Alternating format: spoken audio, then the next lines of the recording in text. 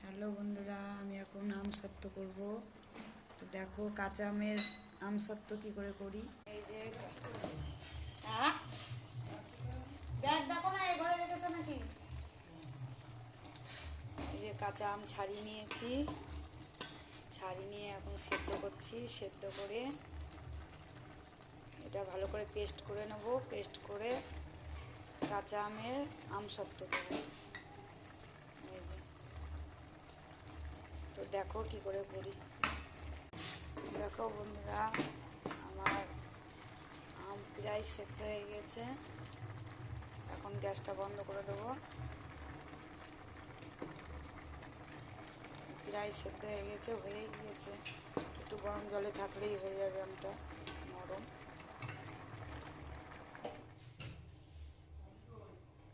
গ্যাসটা বন্ধ করে দিয়েছি।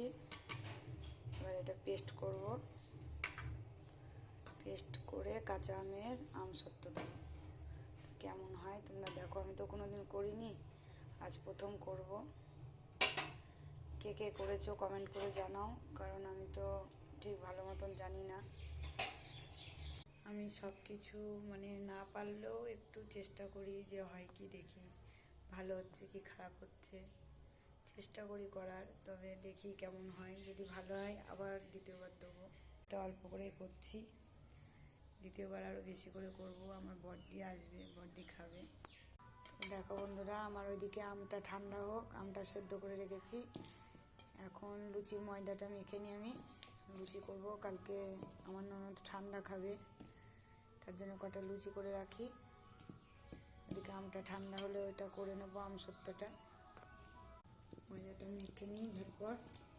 ওইদিকে আমটাও ঠান্ডা হয়ে গেছে, ওটাও পেস্ট করতে হবে।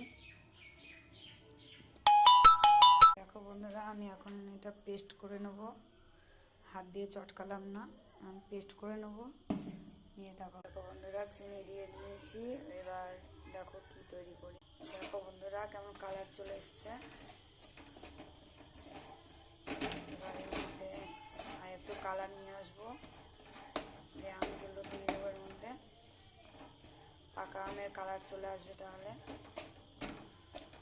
ফুড কালার নেই, না তো সবুজই করতাম। সবুজ করলে ভালো লাগতো। আমার কাছে তো ফুড কালার নেই। থালায় তেল মাখিয়ে নিয়েছি। এখন একটা থালাতেই দিয়ে দেখবো, তারপর দেখছি। দেখো বন্ধুরা, একটু লবণ দিয়ে নিয়েছি, একটু ভাজা মশলা দিয়ে নিয়েছি। কাঁচা আম, তার জন্য একটু নুন ঝাল হবে, তার জন্য এবার একটু গাঢ় করে থালায় ঢেলে দেবো।